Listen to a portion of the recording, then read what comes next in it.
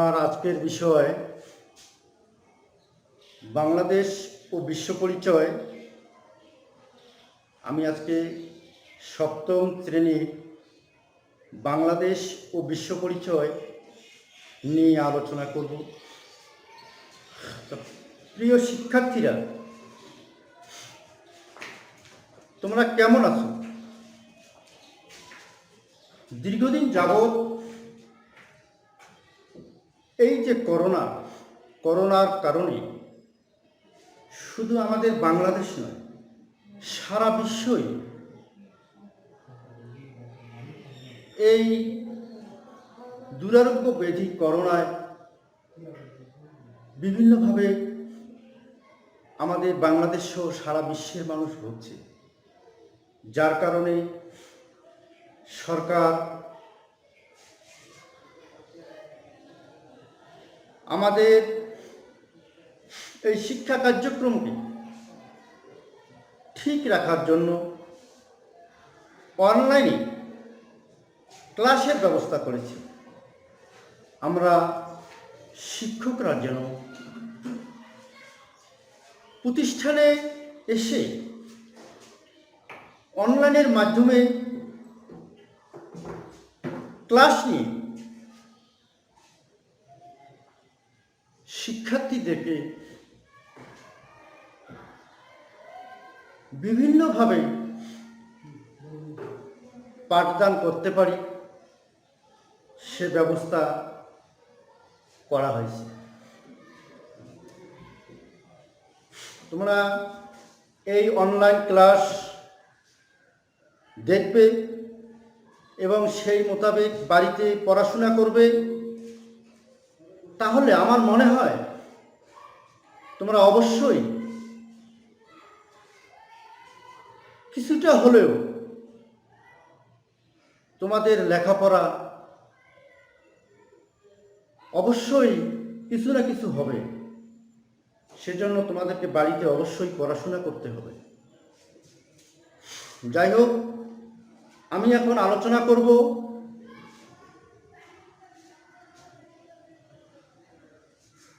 বাংলাদেশ ও বিশ্ব পরিচয় নিয়ে। বাংলাদেশ ও বিশ্ব পরিচয় নিয়ে আমি আলোচনা করব। তা বাংলাদেশ ও বিশ্ব পরিচয় নিয়ে আলোচনা করতে গিয়ে আমার প্রথমেই আসতেছে, আমি যে অধ্যায়টা তোমাদের পড়াবো সে অধ্যায়টা হলো 4 অধ্যায়ের অর্থনীতি, পাঠ 1 ও 2 বাংলাদেশের অর্থনীতি। পাঠ 1 ও 2 বাংলাদেশের। আমি এখন তোমাদের আলোচনা করব বাংলাদেশের অর্থনীতি নিয়ে। এই যে বাংলাদেশের অর্থনীতি নিয়ে যে আমি আলোচনা করব, বাংলাদেশ অর্থনীতিতে কোন পর্যায়ে আছে? আমাদের বাংলাদেশ একটি কৃষিপ্রধান দেশ। এদেশের বেশিরভাগ মানুষ বাস করে গ্রামে। এই গ্রামাঞ্চলে বাস করে বলেই আমাদের বাংলাদেশের মানুষের প্রধান পেশা হলো কৃষি। এরা যে কাজই করুক না কেন, সমস্ত কাজের মধ্যে কৃষিটাকে বেশি গুরুত্ব দেওয়া হয়েছে। আর কৃষি তাদের জীবিকার প্রধান উপায়, আর এই কৃষিটাই হচ্ছে তাদের জীবিকার প্রধান উপায়। তবে শহর অঞ্চলের বিকাশের সঙ্গে সঙ্গে শিল্প বাণিজ্যের ভূমিকাও আমাদের অর্থনীতিতে ক্রমে গুরুত্বপূর্ণ হয়ে উঠেছে। এই যে কৃষির পাশাপাশি শিল্প এবং বাণিজ্যের যে ভূমিকার কথাটা বলা হয়েছে, এটারও গুরুত্ব কম নয়।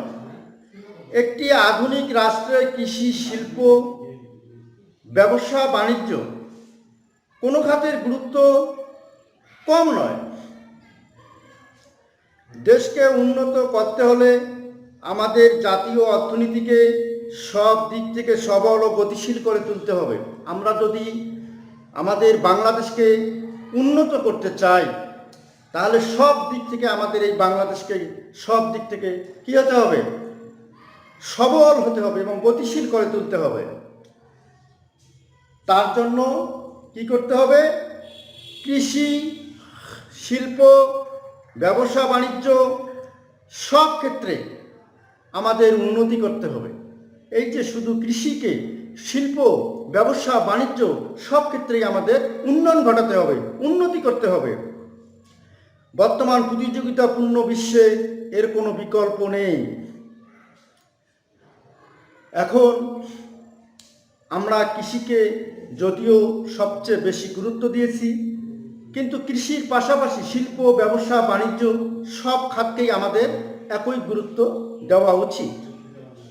এখন আমি বাংলাদেশের অর্থনীতি নিয়ে আলোচনা করলাম। এখন নানা অর্থনৈতিক কার্যক্রম নিয়ে আমি আলোচনা করব।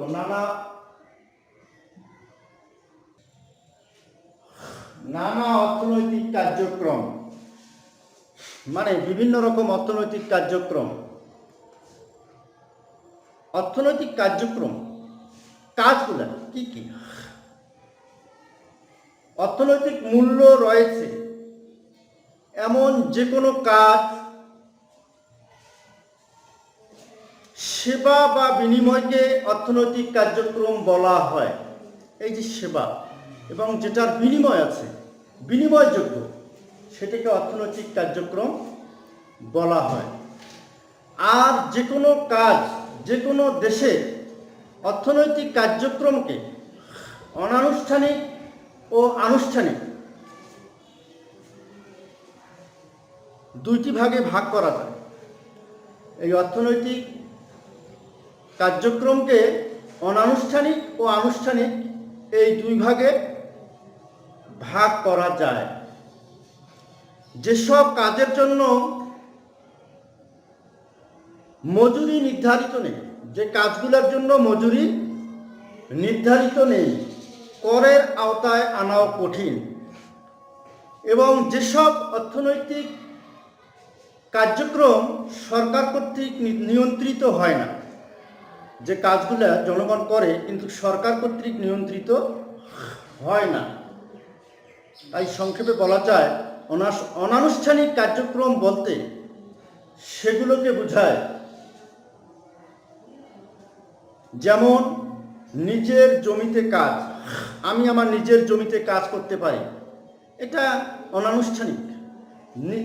নিজে দোকান করতেছি, ব্যবসা প্রতিষ্ঠানে আমি আমার ব্যবসা করতেছি, হকারি, দিনমজুর, যারা দিনমজুর, দিন খেটে দিন খায়, দিনমজুরি প্রভৃতি বিভিন্ন কাজ। তাই অনুন্নত ও উন্নয়নশীল দেশের বেশিরভাগ অর্থনৈতিক কার্যক্রম এই অনানুষ্ঠানিক খাতের মাধ্যমেই হয়ে থাকে।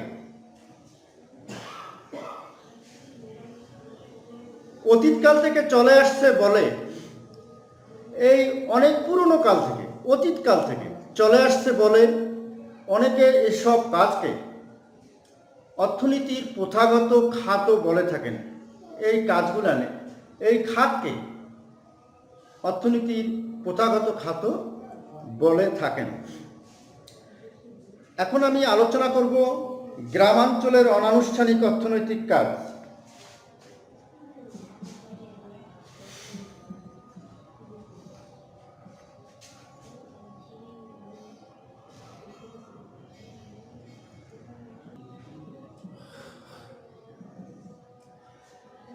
এখন আমি তোমাদের মাঝে আলোচনা করব এই গ্রামাঞ্চলের অনানুষ্ঠানিক অর্থনৈতিক কাজ। এই গ্রামাঞ্চলের অনানুষ্ঠানিক অর্থনৈতিক কাজগুলান কি কি? এই কাজগুলান কিসের মধ্যে পড়ে?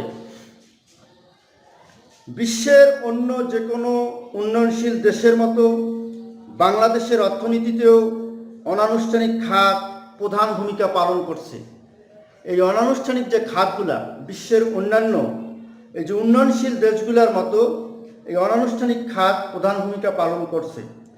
অনানুষ্ঠানিক খাত, এই খাতটা কি? গ্রামের একজন চাষি ও তার পরিবারের সদস্যরা সকাল থেকে সন্ধ্যা পর্যন্ত জমিতে কাজ করে। গ্রামের একজন চাষি তার জমিতে সকাল থেকে সন্ধ্যা পর্যন্ত তার নিজের কাজগুলো সে করে। নিজের জমিতে কাজ করার জন্য তারা কোনো মজুরি পান না বা নেন না। তারা নিজের জমিতে যে কাজ করতেছে এজন্য তারা কোনো মজুরি পান না বা নেন না। তারা কোনো মজুরি পান না বা নেন না। তারা যেহেতু নিজের জমিতে কাজ করতেছেন, এজন্য সরকার কোনো তাদেরকে বিভিন্নভাবে যে তাদের কিছু দেওয়া সেটা কিন্তু তারা পাচ্ছেন না। কিন্তু তাদের সে কাজ বা পরিশ্রমের ফলে কেবল তাদের পরিবারই নয়, তারা যে কাজগুলো করতেছে, কৃষকরা যে তাদের কাজগুলো করতেছে, কাজ করে তারা যে আজকে তারা নিজের পরিবারকে খাওয়াচ্ছে, পড়াচ্ছে এবং অতিরিক্ত যেটা আছে তারা বিভিন্নভাবে তারা দেশের মধ্যে সেটা বিক্রয়ের মাধ্যমে অর্থ পাচ্ছে এবং দেশ বিভিন্নভাবে তারা বিভিন্নখানে হস্তগত করে, বিভিন্নখানে তারা বিভিন্নখানে দিয়ে তারা স্বাবলম্বী হচ্ছে, দেশ স্বাবলম্বী হচ্ছে, সমাজ ও রাষ্ট্র উপকৃত হচ্ছে। দেশের মোট খাদ্য চাহিদার বড় অংশটা তারাই উৎপাদন করে। কারা? কৃষকরা, যারা কৃষিকাজ করে তারাই উৎপাদন করছে। এভাবে আমাদের কৃষকরা জাতীয় অর্থনীতিতে গুরুত্বপূর্ণ ভূমিকা পালন করছে। অতএব তাদের অবদান অনেক বেশি। কামার কুমোরের কাজ, গ্রামের কুটির শিল্প, দোকান ও অন্যান্য ছোটোখাটো ব্যবসাও অনানুষ্ঠানিক অর্থনৈতিক কাজের অন্তর্ভুক্ত। এই যে কামারেরা, কুমোরেরা কাজ করছে, গ্রামের কুটির শিল্প, ছোট ছোট শিল্প, দোকান ও অন্যান্য ছোটোখাটো ব্যবসাও অনানুষ্ঠানিক অর্থনৈতিক কাজে অন্তর্ভুক্ত।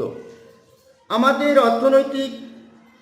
অর্থনীতিকে সচল রাখতে এসব কাজও মূল্যবান ভূমিকা পালন করছে।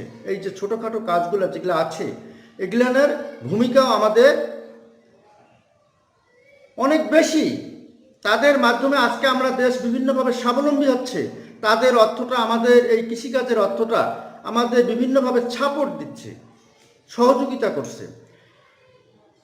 সাম্প্রতিককালে কৃষিসহ গ্রামীণ অর্থনীতিতে আধুনিক প্রযুক্তির ব্যবহার লক্ষ্য করা গেলেও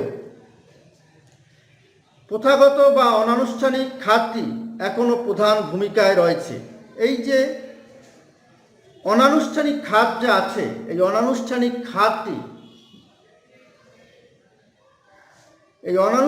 খাতটি প্রধান ভূমিকায় রয়েছে। জাতীয় অর্থনীতির দিক থেকে বিবেচনা করলেও এই খাতটি গুরুত্বপূর্ণ সহায়ক ভূমিকা পালন করছে।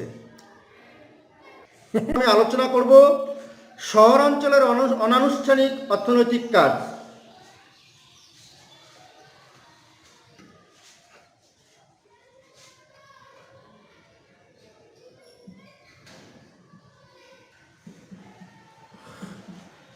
শহরাঞ্চলের অনানুষ্ঠানিক অর্থনৈতিক কাজ। এই যে শহরাঞ্চলের অনানুষ্ঠানিক অর্থনৈতিক কাজ, বাংলাদেশের শহরগুলোতে উচ্চবিত্ত, মধ্যবিত্ত, নিম্নবিত্ত ও বিত্তহীন সকল শ্রেণীর মানুষ বাস করে। বিত্তহীন, যাদের কিছু নেই, সব শ্রেণীর মানুষ বাস করে। বিত্তহীনদের মধ্যে অনেকে আবার ভাসমান বা অস্থায়ী। যারা বিত্তহীন তারা অনেকেই ভাসমান এবং অস্থায়ী, অর্থাৎ তাদের নিজস্ব বা স্থায়ী বাসাবাড়ি নেই। যারা বিত্তহীন তাদের স্থায়ী বা নিজস্ব কোনো বাসাবাড়ি নেই। তারা বস্তি, ফুটপাত, পার্ক, রেল স্টেশন ইত্যাদিতে কী করে? বাস করে। উচ্চবিত্ত মধ্যবিত্ত শ্রেণীর লোকেরা সাধারণত আনুষ্ঠানিক অর্থনৈতিক কাজ, যেমন সরকারি ও বেসরকারি চাকুরি, ব্যবসা বাণিজ্য ইত্যাদিতে নিয়োজিত। নিম্নবিত্ত ও বিত্তহীনরা ছোটোখাটো দোকান, যারা নিম্নবিত্ত, বিত্তহীন, তাদের কিছু নেই, তারা ছোটোখাটো দোকান, ফুটপাতে হকারি, ফেরিওয়ালা, রিক্সা বা ঠেলাগাড়ি চালক, মুটে, মিস্ত্রি, যোগালি, গার্মেন্টসের চাকুরি কিংবা বাসাবাড়ির কাজ করে জীবিকা নির্বাহ করে। তারা ছোটোখাটো কাজও করে। এগুলোকে অনানুষ্ঠানিক অর্থনৈতিক কাজ বলে গণ্য করা হয়। এই কাজগুলোকে অনানুষ্ঠানিক অর্থনৈতিক কাজ বলে গণ্য করা হয়।